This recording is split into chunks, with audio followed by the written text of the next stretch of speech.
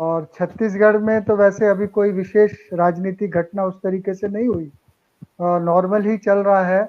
और सबसे बड़ी घटना यही है कि हम लोगों को पता ही नहीं चल रहा है कि कोई मुख्यमंत्री है या नहीं है, कोई उसकी भूमिका ही नहीं नजर आ रही है। तो ये स्थिति है छत्तीसगढ़ राजनीति की। लेकिन पिछले हफ्ते की जो घटनाएं हैं और इस घटनाओं पर चर्चा से पहले जो बांग्लादेश में जो अभी परिवर्तन हो रहा है, इसका भारतवर्ष में खासकर बंगाल के आसपास और शरणार्थी समस्या को लेकर एक बहुत बड़ा 10-15 दिन में असर होने वाला है। और जैसा कि वहाँ की घटनाएं हैं, बहुत सारे लोग भारत की ओर आने की स्थिति में हैं। इसलिए बांग्लादेश में जो कुछ भी हो रहा है वो बंगाल की राजनीति को भी असर करेगा भविष्य में, और देश की राजनीति में भी एक बहुत ही असर होगा। अभी से ही देखिए जो भाजपा और इस तरीके के जो संगठन है, शुभेंद्र चक्रवर्ती जैसे लोग, वहां पर वो बयानबाजी और ममता के बीच में ये शुरू हो गई। दूसरी बात जो मैं कहना चाहूंगा कि अभी जिस तरीके से 2024 जून के इलेक्शन के बाद इंडिया गठबंधन मजबूत हुआ, उसके बाद बीजेपी का एनडीए कहना चाहिए जो डिफेंसिव हुआ, लेकिन अब जो स्थिति है वो अपनी कमजोरी को दूर करने के लिए और अधिक आक्रामक होते जा रहा है। अब आप देखिए वो अपने एजेंडे को और तेजी से और आक्रामकता के साथ पूरे देश में लागू करने का प्रयास कर रहा है।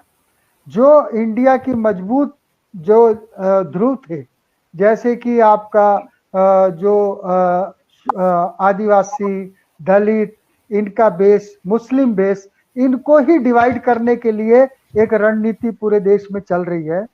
जो सुप्रीम कोर्ट का निर्णय है आरक्षण के मामले में, ये वास्तव में जो ट्राइबल्स और जो दलित हैं, इन जातियों की एकता में भी एक बहुत बड़ा असर भविष्य में डालने वाला है। और मुस्लिम के ऊपर जो वक्फ बोर्ड में 40 संशोधन का प्रस्ताव है, इससे भी एक वक्फ बोर्ड की जो हैसियत है देश में, वो आने वाले समय में प्रभावित हो रही है।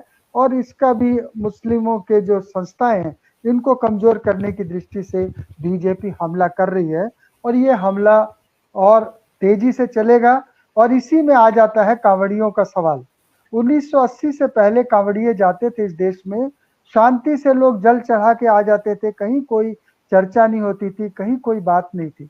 लेकिन ये आज जो कांवड़िए जिस तरीके से जा रहे हैं और सरकार जिस तरीके से उनके हुड़दंग को और उपद्रव को समर्थन कर रही है, इससे ना तो कांवड़िया में जो जा रहे हैं उनका लाभ हो रहा है, और ना ही जो है उससे कोई धार्मिक रूप से कोई स्थिति जो है वो बेहतर होने वाली है।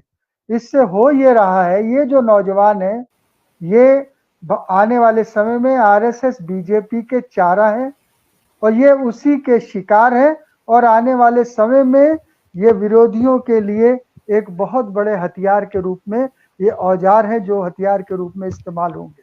और इसके लिए पूरा जोर जो है वो आरएसएस और बीजेपी की संस्थाएं लगा रही हैं।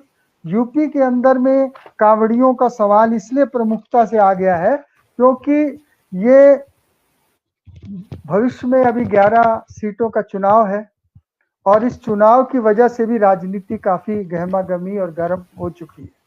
दूसरी बात, अभी यूपी में अयोध्या की जो रेप की घटनाएं हैं बच्ची के साथ हुआ, वो भी काफी गर्म राजनीतिक रूप में गर्माहट पैदा कर रहा है।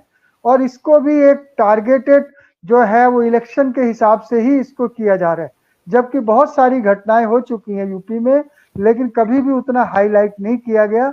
और इसमें जैसा कि समाजवादी पार्टी का कहना है कि हमारे को राजनीतिक रूप से टारगेट किया जा रहा है, यह जो दोषी है उनको वास्तविक रूप से पता लगा के ही दंडित किया जाना चाहिए, उसको एक समाजवादी पार्टी को टारगेट नहीं करना चाहिए, क्योंकि अयोध्या की सीट भी है।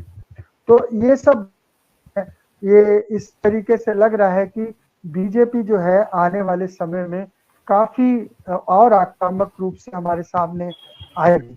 दूसरी बात, ये जो चुनाव आयोग के सामने एडीआर की जो पिटीशन है, उसमें जो बातें सामने आई है, 543 सीटों में 4 सीटें ऐसी हैं जिन पर जितनी में वोटिंग हुई उतनी ही गिनती हुई, लेकिन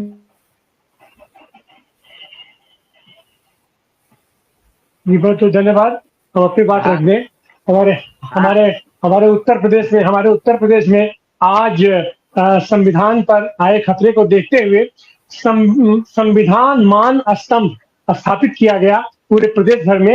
ये तो राष्ट्रीय काल था और उसका कारण यही था कि आज पंडित ज्ञानेश्वर मिश्र की 92वीं ये जयंती थी, उस उपलक्ष्य में इन्होंने किया। और आज के ही दिन, आज से 5 साल पहले जिस तरीके से जम्मू कश्मीर में हुआ, जिसका विस्तार से उल्लेख किया है अपनी आजी खजूरिया साहब ने, और जिस तरीके से टारगेट किया जा रहा है इस समय भारतीय जनता पार्टी और पूरा का पूरा संघ परिवार जुटा हुआ है, उसको सबसे बड़ा खतरा बोलो समझ लें कि हमें मुकाबला करने के लिए समाजवाद है, समाजवादी पार्टी है, तो उसको टारगेट कर रहे हैं। और एक काल्पनिक घटना को लेकर के अयोध्या में उसको टारगेट किया जा रहा है कि उनकी तस्वीर अयोध्या के साथ थी। अरे भाई, आसाराम के साथ केवल तस्वीर नहीं थी, नाच रहे थे आपके प्रधानमंत्री, आपके मुख्यमंत्री राजनाथ जी, उनके साथ डांस कर रहे थे, उनका क्या हुआ? और ऐसी घटना गाजीपुर में अफजाल अंसारी का स्पष्ट कहना है कि 2.5 साल की बच्ची के साथ करंडा में हुआ, ये जखनिया में हुआ।